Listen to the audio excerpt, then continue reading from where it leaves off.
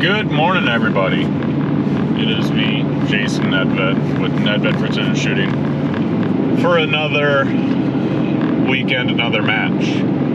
I'm excited for this one. It's close to home, about 2.5 hours away. Got up at 4 a.m. Kind of normal, a little earlier than usually. Usually I get up about 4:30, but 4 a.m. hit, got up, sprung out of bed, excited for the day. We are headed to Pierre, South Dakota for a PRS regional match. I'm sorry, I forget the name of it. It's put on by Chris Offer with Target Hanging Solutions. So it should be a good match. Hopefully no target failures. Shouldn't have any target failures, but there is target failures. That would kind of not be great for Chris because they're his targets. You know, he makes them. So yeah, I think we'll be all right though. His targets are pretty good. But yeah, the rifle's shooting well. I have the Zeus in the ACC with the 6-dasher. I went out last night, and my wife, you know, she knows how well things go by how long I'm gone. Well, last night I go out because I don't have 1,000 yards in my backyard, so I gotta go a little ways. And I took off and then went to set up my targets because I have to make them all portable, and forgot one of the circle A-frame hangers for the conduit, so I only had 3 out of 4. So I had to drive all the way back home, grab the one more, drive all the way back out there, and then shot, and I shot 8 rounds. That's all I needed. Well, first one missed due to wind. I was just skimmed the left edge, so I did miss, whatever, but it was a miss. Corrected over 3/10. We were good at 600 yards. That's all I did is shoot 600 and 1,000. Shot another one at 600 just to confirm, so that was 3 shots. And then I put 3.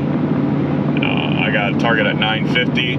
Put 3 out there, stacked 2 of them within, I think they were like 3 inches apart, 3-4 inches apart. And it was only the horizontal plane there that it was separated by, so that looked good. And then I looked at my Kestrel, and it was at whatever it is, 0.35, so that was a little high, so I just went down a 1/10 just to see kind of where that would line up. Obviously a 1/10 from where the last impacts were, but then that horizontal plane was just perfect to where I was aiming, so just rounded down on that 3.5.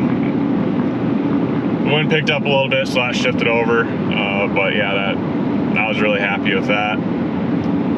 It was 1.7 mils of wind last night at 950, and then I went and shot, so that's 6 shots. Then I went back to 600, shot at the 12-inch plate just to see where it was at, and it was a 1/10 to the right of my little dot, my crosshair.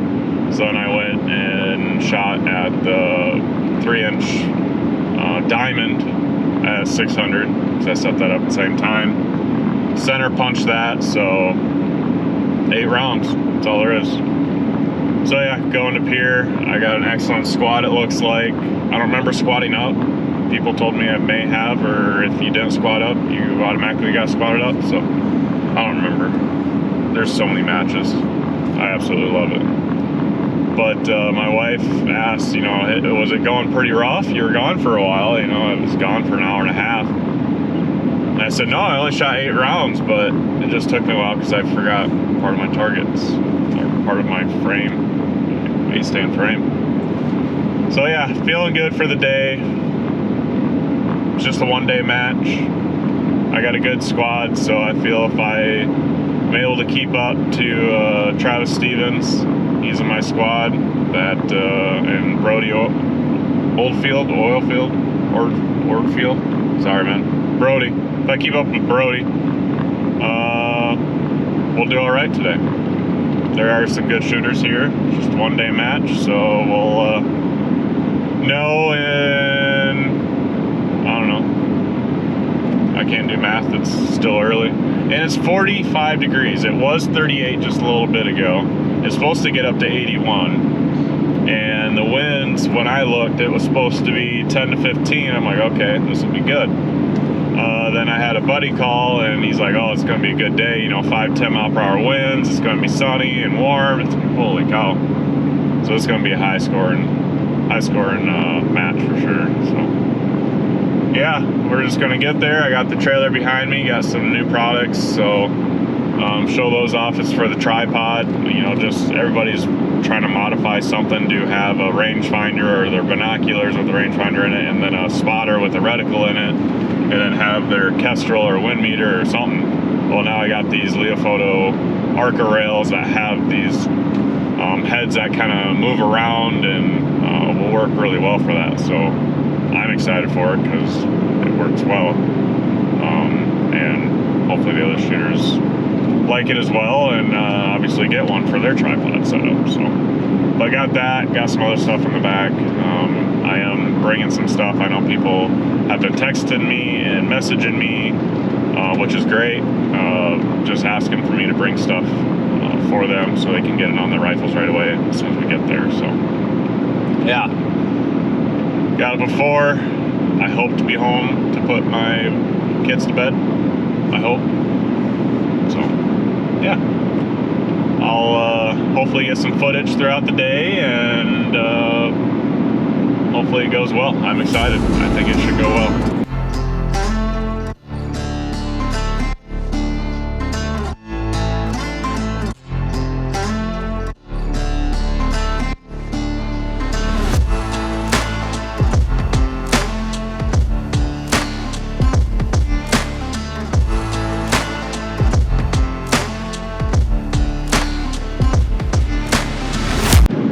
So I just finished up, well, not just finished up, but just got done with awards on the way home.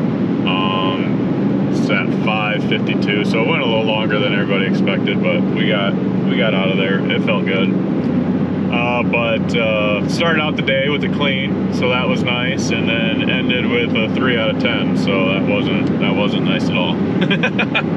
But yeah, let's get into a little bit of what happened and why. And I had 2 mental mistakes. I forgot where the first one was. I think I forgot to hold. Oh no, that was the second one. Oh, I forgot to dial. First one was I forgot to dial for a target. It was just one impact, or one miss. It would have been an impact.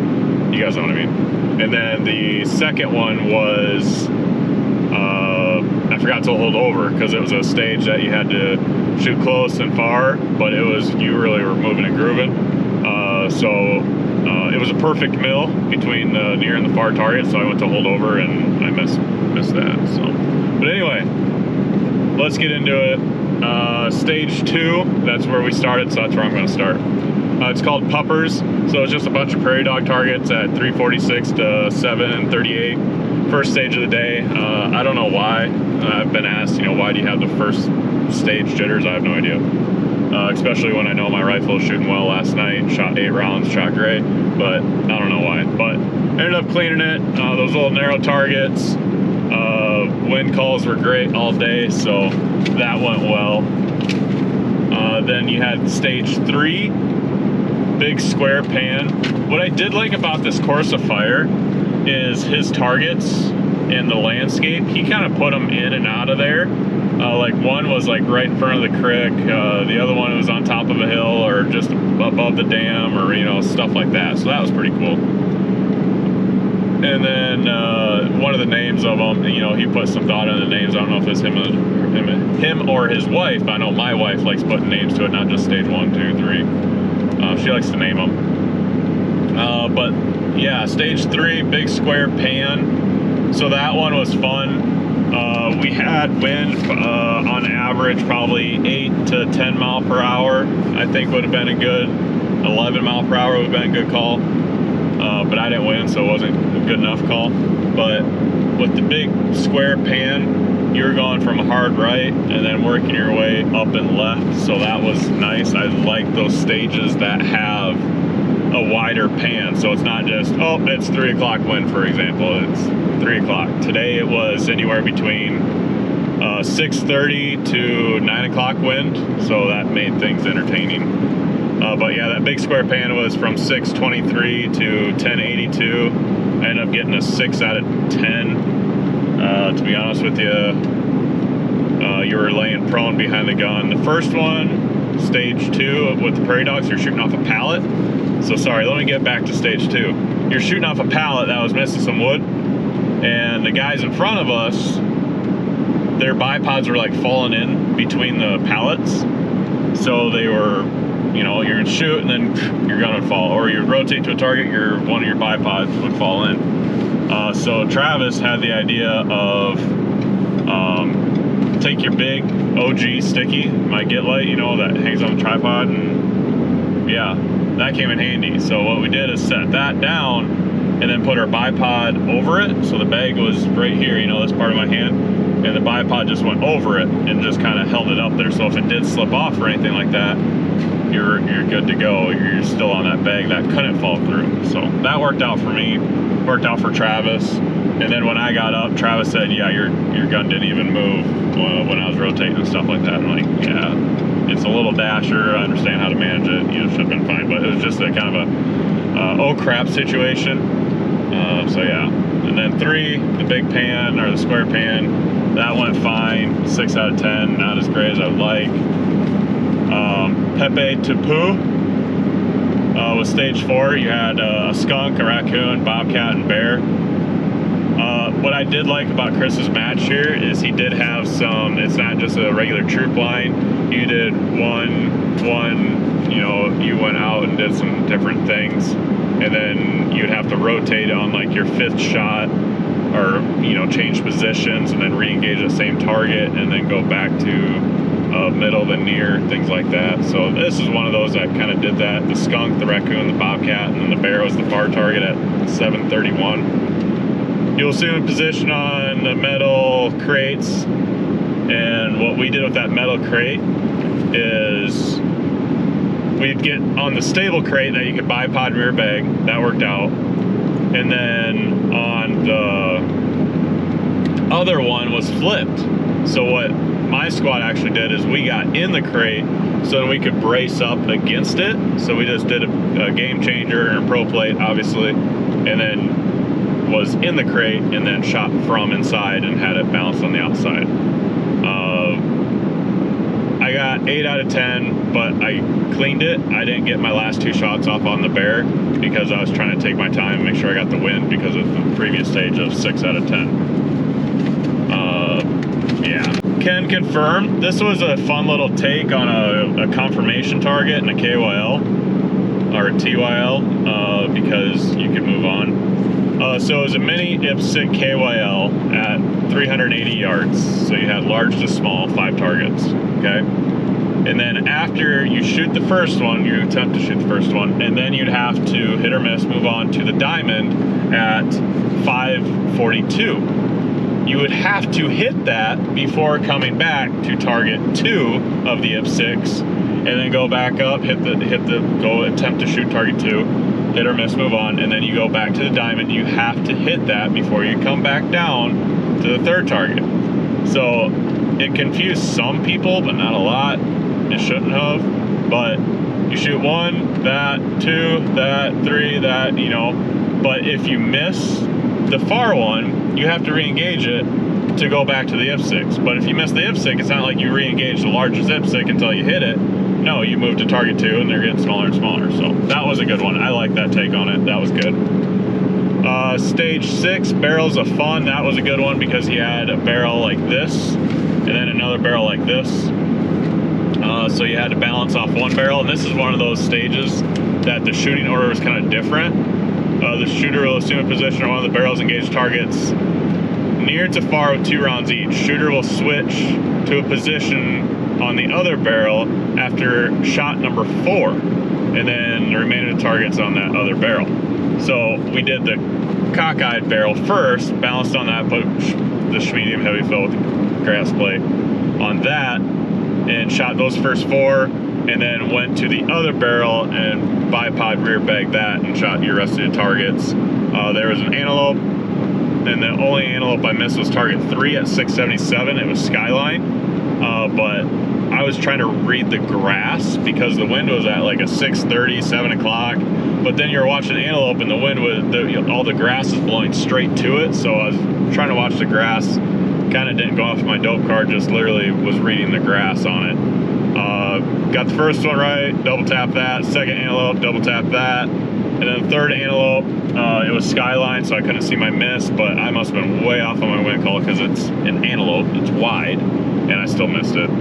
Then you had an elk, it wasn't a full-size elk, and then a large moose. It wasn't a full-size moose, but good-sized target, and then I was able to get those. And got an 8 out of 10, so just missed that third antelope twice. Tank trap. I was the first guy up on stage 7, the tank trap.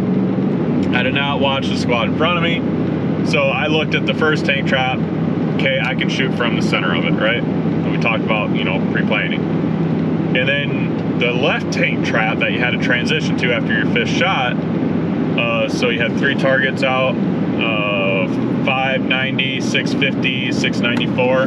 So you had 1, 2, 3, 4, 5, move to the other one, then shoot the target 3 again, then you went middle twice and then near twice on the second tank trap. But I didn't know how to get in the crack. It kind of looked at like it was a weird angle if it would hit my bolt, or I didn't know. I was first shooter and I didn't watch the other guys if they could do it or not. So I went off the tip. I know for sure I missed one there.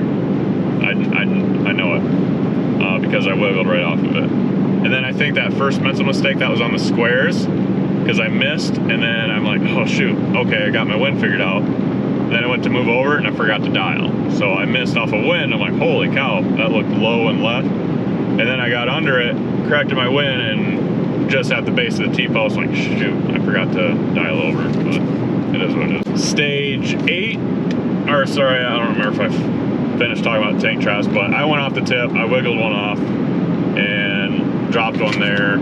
I got a 5 out of 10, so that was kind of brutal on those circles. They were large enough circles, but apparently not large enough for me. So there's that. This one, the name was pretty good, Stage 8. Good job, Chris, or your wife, whoever did it. Those aren't Canada gooses, is what it says. Those aren't Canada gooses. So there was a hen turkey, hen turkey, hen turkey, and then a tom turkey, tom turkey. So that was fun. I got a 9 out of 10. I think I dropped one of the toms because it was at 634 and 721 for the tom turkeys. But I like where he had the first turkey hidden, or it wasn't hidden, but it was in the trees, like literally in the trees. Like I thought it was an actual turkey just chilling out in the trees there during the match. But he had it in the trees, so that made it fun. Hard to see your misses. And I missed my first shot. It was off the right, so I corrected 3/10, followed up. Then I looked at what I did for wind because I had wind dialed in. Then I had to add 3/10, so then I looked at my dope card. I got all those wind columns. Okay, it was this wind column, let's say wind 3, and then I just ran wind 3 the rest of the way and cleaned it after that, 9 out of 10. So I was happy with that one. That wind column just lined up, Stage 9, pitter patter. I don't really remember this one. Oh yeah, 435 you had a 10-inch circle, and 565 you had a 10-inch circle. So this was the tiebreaker. So he had a 2x4, 2x4, and then on a different section, another 2x4 and a different 2x4, all at different heights. And this is where I had my second mental mistake because the dope worked out great. It was, I think, a 2 and a 3 or a 3 and a 4. I should know off of 435. I think it was it had to be 2 and a 3. And then wind was 4/10 and 8/10. So I dialed in 4/10 left and 2/10 or 2 mils up, and shot the first one good. Went to shoot the second one, and it was left. So then I shot again at the left, or the far one, because I think you had to double tap them or something like that. And went to shoot again, and I forgot to hold over. So got a good wind call though, because I'm right at the base of that T-post, like right at the base. I'm like, all right, well, I got a good wind call out of it, but I forgot to hold over.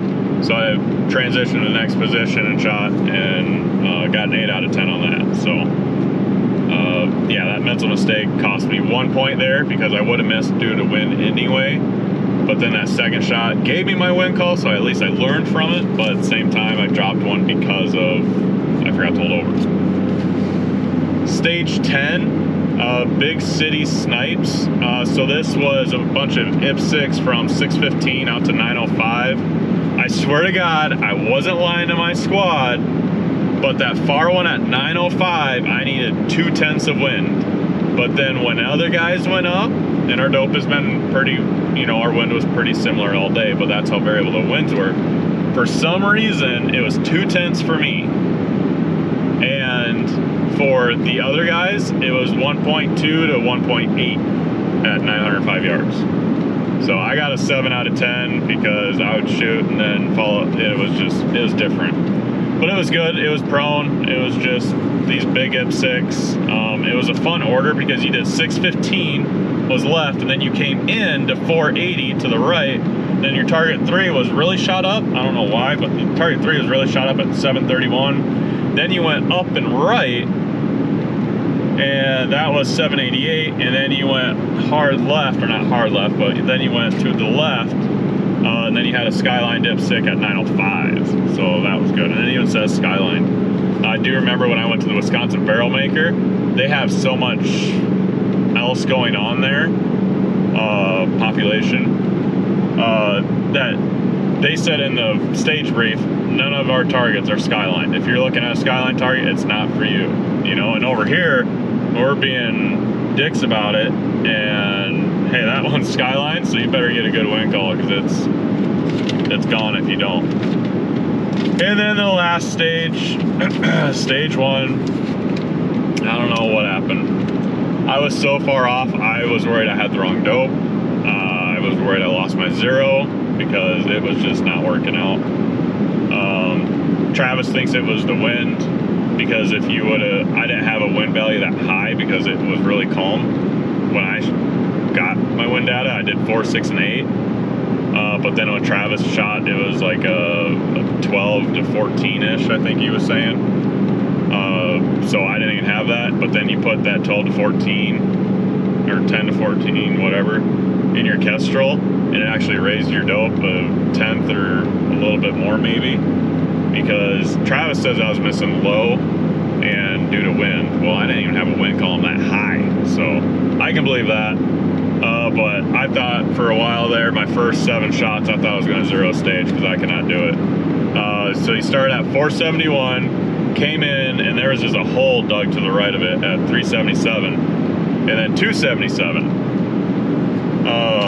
was at the creek. So shot the far, missed it twice, came in to the middle one, missed that one twice, came into the creek, missed that one twice, went back out, missed that one again, and then hit on the second shot at that one after adding like a 1/2 mil of wind, and I couldn't believe it at 377, blocked by a hill, but there was a hole to the right of it to prove it. And then at the far one, I'm like, okay, well, if that one had to be there, I didn't have a wind column high enough, so then I added 3/10 onto that wind call and was able to get the last 2 there. So that one just really a kick in the nuts for the last stage of the day. Usually I do well and leave on a good note, at least a 7, you know. But ended up in 11th. I'm happy with it. It could have been better. 2 mental mistakes, and then just a breakdown on stage 1, the last stage of the day. But yeah, I did enjoy it. It was good shooting with Brody and Travis and Brian. Met a new guy, Wyatt, so I don't know if he'll watch this, but yeah, it was good working with him, watching what he was doing and kind of changing things up a little bit. It was his first match ever. He had the gear looked like he was been shooting for years. Had the tripod, the rifle, the brake. He had everything, so he was set up. But yeah, working with him, I did enjoy that, because I know when I first started shooting, that was a huge thing, because Travis Stevens was the one that laid down next to me, and we're still shooting together today, and helped me out, you know, seeing I was struggling, and said, he laid down next to me and said, we're going to get you an impact. Well, he did. But so I just kind of returned the favor on that. I really do enjoy doing that. But 11th place, won a cert, so definitely take that. want to cert for something I'm going to actually use. So that's the big thing for me, is something I'm going to use. So went well. I'm headed home. I was hoping to make it home to put Jaden to bed, but not this time. But I will be able to get my daughter to bed. So just gonna fuel up, had fun, and of course we have another match next weekend. We have my match, and then after that, I don't remember. Then it's Montana, and then it's somewhere else, North Dakota maybe, and then it's Pennsylvania, and then I don't know, just everywhere. But yeah, like, subscribe, comment, you know, build the analytics. I do appreciate it, but I'm gonna grab something to drink and fuel up and be on our way. We'll talk to you later.